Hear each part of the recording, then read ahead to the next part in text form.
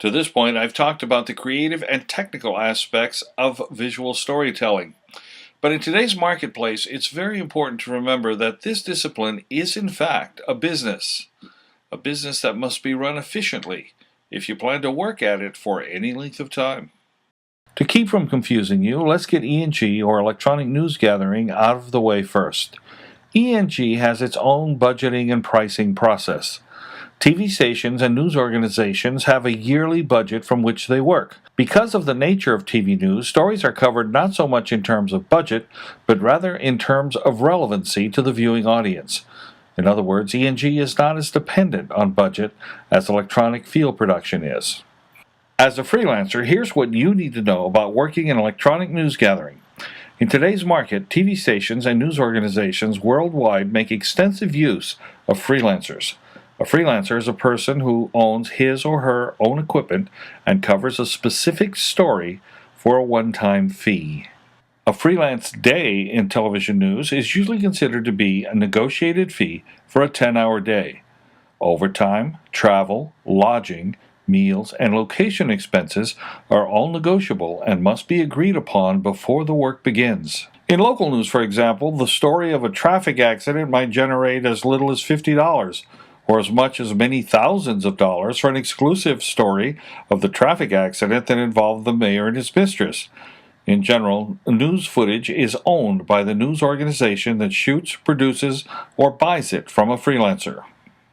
Most TV stations and news organizations have trading or distribution agreements with other news organizations to sell or share stories via satellite or microwave networks. There are usually no additional payments to freelancers for footage shared or redistributed by the station or news organization.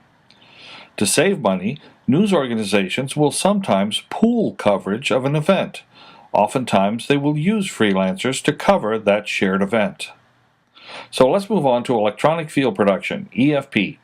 Because of the bidding and budgeting process, you must have a very accurate account of what it costs you to produce the work that you do. You must also know how to price that work in order for you to make a profit. Without this knowledge, you will quickly be out of a job and out of business, regardless of how good your work actually is. It's vital for you to understand budgeting and pricing. So let's start by defining a budget. A budget is a statement in terms of a financial goal. Well, that means that before you can successfully bid a job, you must be able to list all the costs involved in producing the work, and then add in the amount of profit you hope to make on the project. A big budget project will have a couple of primary categories: above the line and below the line cost. The text lists above the line cost as the cost of story and writers, producers and staff, director and staff, and cast or talent. Below the line costs are usually considered to be camera, sound, script supervision, and a host of other travel, location, and facilities expenses. EFP work subscribes to the rule, you get what you pay for. In other words, the higher the budget, the better the overall quality of the production. So this bidding process really is key to whether you will have a successful project. Once your bid is accepted by the client, he or she will assume that the price that you quoted will in fact be the final cost of the project.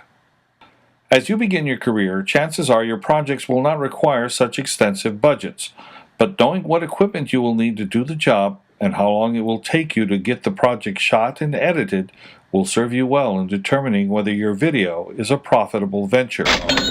Pricing really depends on many factors, but most importantly, it is about what the market will bear.